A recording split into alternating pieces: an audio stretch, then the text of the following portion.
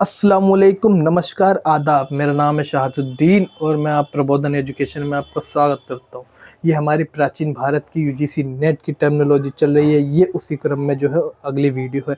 और जो है जहाँ पर हमने अलवार एवं नैनार संत को छोड़ा था, आचार्य परंपरा को, आज हम जो है उसकी शुरुआत वहीं से करेंगे। कैसे कैसे जो है हम डिटेल में बात करेंगे कि उत्तर भारत की ओर भक्ति जाती है और उसका स्वरूप जो है कैसे कैसे बदलता चला जाता है। तो भक्ति के स्वरूप में देखेंगे हम और उस पर जो है बात करेंगे है क्या ये दरअसल।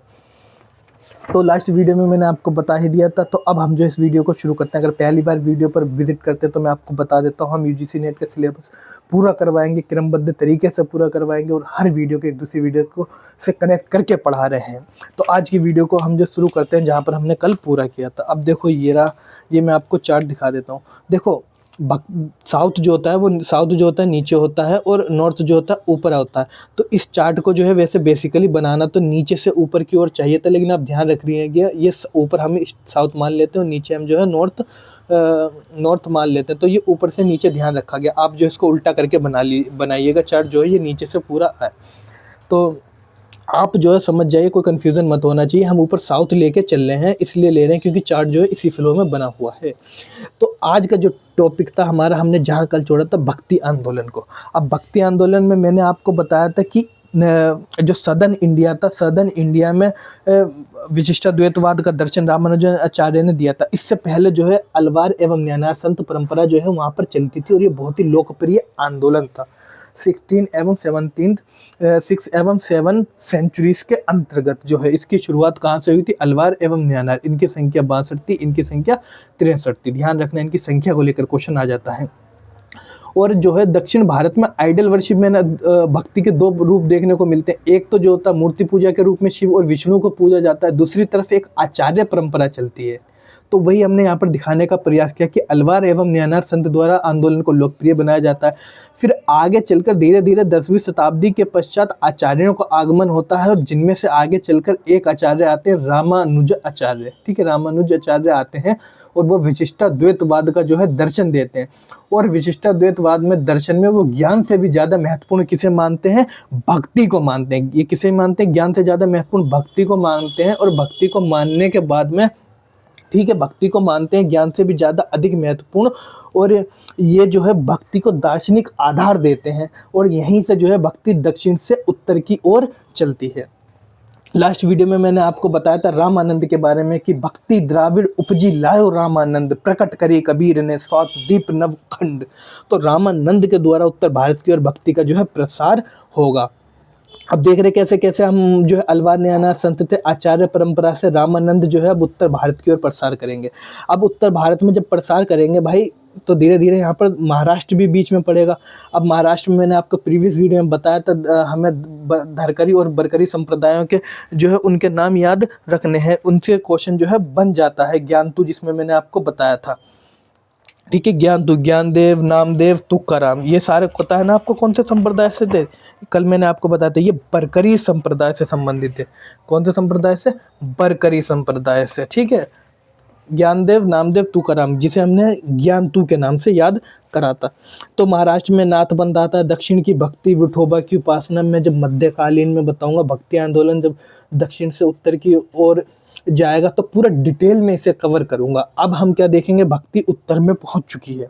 ठीक है, अब भक्ति जब दक्षिण से उत्तर की ओर आती है, क्योंकि जब हमने साउथ में देखा था तो साउथ में दो भागों में थी, एक आइडल वर्शिप थी और एक आचार्यों का था। लेकिन उत्तर भारत में जो है भक्ति का स्वरूप बदलता है। भक्ति जो है दो भागों में बढ़ जाती है, एक तरफ निर्गुण और एक तरफ सरगुण। ध्यान रखना, सरगुण और निर्गुण। निर्गुण में हमारे जो है निर्गुण में अभी सिर्फ आप इतना ध्यान रखें, निर्गुण वो भक्ति है जो ईश्वर को ना से निराकार, ना से निराकार। तो निर्गुण यानी कि मूर्ति पूजा में विश्वास नहीं करते थे, यानी ईश्वर को किस रूप में? निराकार के रूप में पहुंचते थे। इसलिए आप ऐसे हमेशा ध्यान रखेगा, नी से निराकार यानी कोई आकार नहीं है ईश्वर का। दूसरा जो है सगुण भक्ति। सगुण भक्ति जो है ये हमें साउथ इंडिया की तरफ देखने को मिलती है। जैसे कि मैंने आपको वहाँ पर आइडल वर्शिप बताई थी, वहाँ पर जो है साउथ इंडिया में किसे पूजा जाता था? एक तो शिव को पूजा जाता था और एक विष्णु को पूजा जाता है। जब जब ये उत्तर भारत में आते हैं तो इन्हीं गॉड्स का जो है नाम बदल जाता है। ठीक है, सगुण भक्ति में एक राम भक्ति हमें देखने को मिलती है, एक कृष्ण भक्ति। तो शिव और विष्णु का स्थान उत्तर भारत में कौन लेगा? एक तरफ राम ले लेंगे और एक तरफ कृष्ण ले लेंगे। तो इसी में आगे चलकर इधर राम की पूजा होगी और कृष्ण की पूजा होगी, और दक्षिण की भक्ति जो है उत्तर भारत में अपना स्वरूप बदल देती है, और जो है वो सगुण भक्ति कहलाने लगती है, और जो है देवताओं भी अपना जो है बदल जाते हैं, एक राम भक्ति और कृष्ण भक्ति हो जाती है। तो वो मुझे लग रहा है कि आपको भक्ति का जो है दक्षिण से उत्तर की तरफ आने वाला जो स्वरूप है वो पूरा समझ में आ गया होगा। ठीक है, अब इसी यही मैंने आपको यहाँ पर दिखाया। हिंदू धर्म में विष्णु धर्म को पूजा जाता है, वो है वैष्णव धर्म में राम और कृष्ण की पूजा होती है। ठीक है, शैव धर्म में जो है हमारे के शैव धर्म में कुमार कार्तिकेय गणेश पार्वती मीनाक्षी ये सब आ जाते हैं। दक्षिण में मैंने आपको बताया था शिव और विष्णु की पूजा होती है, जबकि उत्तर भारत में राम, और नॉर्थ में और साउथ में। दूसरा तरफ ईस्ट में भी हमें देखने को मिलता है। ईस्ट में आप देखोगे तो उसमें आप क्या देखोगे, दुर्गा देखोगे, काली देखोगे, अम्बा देखोगे। आपने करण अर्जुन वाली फिल्म देखी हो तो उसमें जो है बताया गया था। ठीक है, वहाँ पर ये जो है गॉडेस को आप जो फीमेल गॉडेस है उनको आप जो है वहाँ पर देखोगे। तो आप देखो कैसे कैसे धर्म में हर जगह पर जो है भक्ति जो है साउथ से नॉर्थ की तरफ आती है तो अपना स्वरूप बदल देती है। वहाँ पर जो है ईश्वरों, एक ईश्वर का स्थान दूसरे ले लेते हैं। विष्णु और शिव का स्थान कौन लेते हैं, राम और कृष्ण ले लेते हैं। तो आप समझ में हो गए भक्ति बेसिकली है क्या, और उसका जो है दक्षिण से उत्तर की ओर प्रसार हुआ तो कैसे स्वरूप बदला।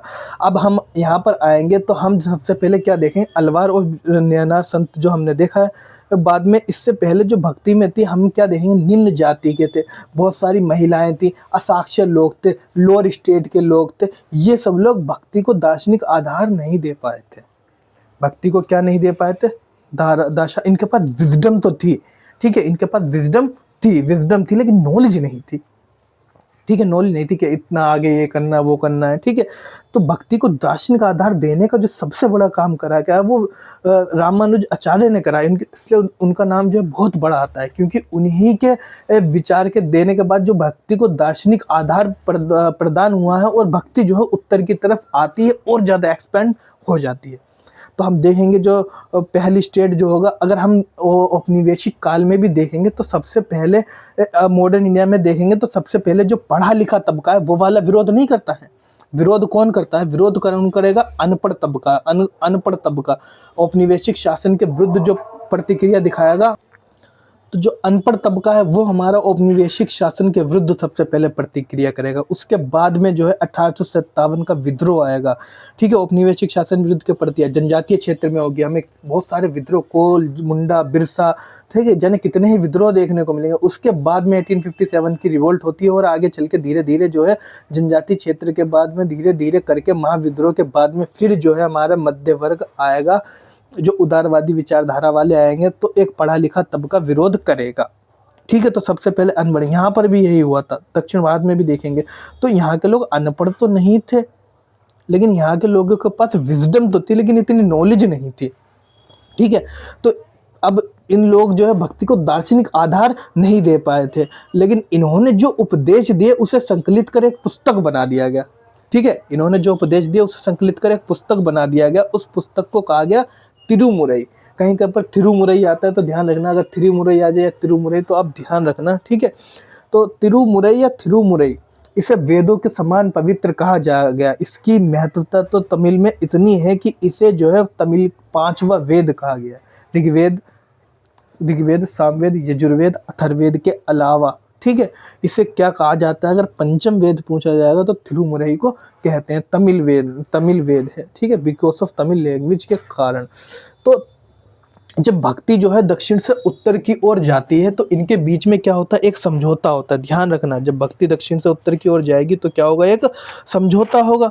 तो वो जो समझौता होगा उसमें जो है इन्हें धार्मिक समानता दी जाएगी, यानी जो हमारा लोअर क्लास है, जैसे महिलाएं हैं, या फिर असाक्षर लोग हैं, या फिर ये निम्न जाति के लोग हैं, तो इन लोगों को धार्मिक समानता दी जाएगी। यानी अब ये जो है मंदिर में जाके उपासना कर सकते हैं, लेकिन अभी भी जो है वो व्यवस्था बनी रहेगी। जो वर्ण व्यवस्था थी हमारी, वो 4 ब्रह्म, क्षत्रिय, ठीक है, वैश्य, शूद्र, ये जो है ये अभी भी जो है बनी रहती। तो दक्षिण से उत्तर आए तो एक समझौता हुआ जिसमें धार्मिक स्वतंत्रता की परंतु सामाजिक समानता को नहीं। इसे ही दक्षिणवाद फॉर्मूला कहा गया। अगर कोई पूछे दक्षिणवादी सूत्र क्या है, दक्षिणवाद फॉर्मूला क्या, तो दक्षिणवाद फॉर्मूला यही था कि जब भक्ति जो है दक्षिण से उत्तर की ओर गई तो एक समझौता हुआ था। उन्हें धार्मिक समानता तो दी गई थी, परंतु उन्हें सामाजिक समानता को अस्वीकार कर दिया गया था, वो नहीं दी गई थी। आगे चल के मैंने ये वाली वीडियो तो ये तो आपको पूरा बता ही दिए कि उत्तर कैसे कैसे जब उत्तर भारत में भक्ति आती है तो भक्ति दो भागों में बढ़ जाती है, एक निर्गुण में, एक सरगुण में। निर्गुण में जो है हमारे कबीर दास आते हैं, ठीक है। कबीर दास जैसे लोग जो है वो क्या कहते हैं, सन्यास जीवन पर जो है महत्व ना देके गृहस्थ जीवन पर महत्व देते हैं।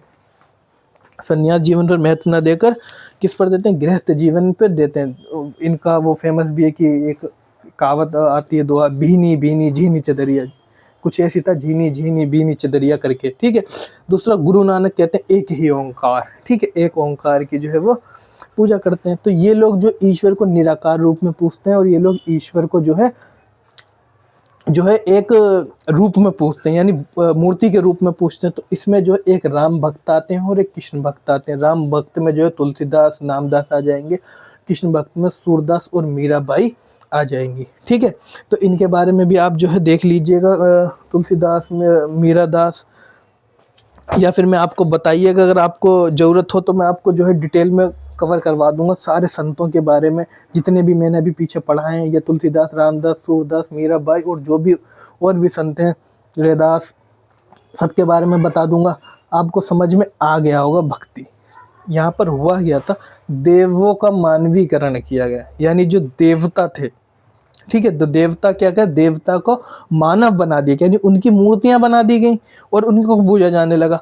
और मानवों का देवीकरण हुआ, जो मानव थे, जैसे कि हमारे गुरु नानक थे, ठीक है, गुरु नानक आगे और भी हम बहुत सारे लोग देखेंगे, उन्हें जो है गॉड बना दिया गया। तो देवों का मानवीकरण हुआ, मानव का देवीकरण हुआ। गौतम बुद्ध आप देखोगे, महावीर, जैन को देखोगे, ये कौन है, मानव है, लेकिन इन्हें क्या बना दिया जाएगा, आगे चल के ये गॉड बन जाते हैं, वो एक ऐसी उपलब्धि प्राप्त कर लेते हैं, ठीक है। तो आप ऐसे ध्यान रखने का। तो जब भक्ति दक्षिण से उत्तर की ओर आई तो उसके स्वरूपों में परिवर्तन हुआ। जहाँ पर जो है दक्षिण भारत में लॉर्ड और विष्णु, शिव और विष्णु की पूजा होती थी, वहीं इनका स्थान जो है उत्तर भारत में कौन ले लेता है, राम और कृष्ण ले लेते हैं, ठीक है। आचार्य परंपरा जो है निर्गुण आ जाते हैं।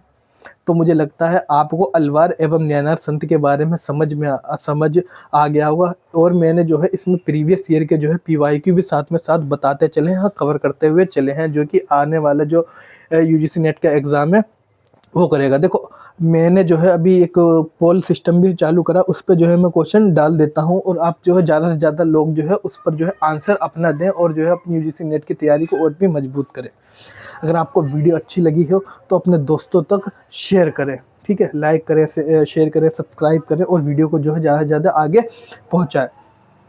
तो अब मिलते हैं नेक्स्ट वीडियो में। नेक्स्ट वीडियो में मैं आपको सारे संप्रदायों के बारे में, ठीक है, उनके मत के बारे में बता दूंगा। छोटी सी एक वीडियो बनाऊंगा, 5-7 मिनट की होगी, तो उसके बारे में जितने भी द्वैता द्वैतवाद, विशिष्टा द्वैतवाद, अद्वैतवाद, शुद्धता द्वैतवाद, चिंता भेदवाद, निपख, सारे सबके बारे में बता दूंगा, उनका टाइम पीरियड बता दूंगा, तो उनके ऊपर बना दूंगा। फिर उसके बाद में जो है हम एक नया टॉपिक जो है शुरू करेंगे, वैदिक पीरियड से जो है हम शुरू करेंगे और आर्यों के बारे में थोड़ा जानेंगे। तो अगर आपको वीडियो अच्छी लगी तो अपने दोस्तों तक शेयर करें। बाकी मिलते हैं नेक्स्ट वीडियो में, तब तक के लिए जय हिंद, जय भारत।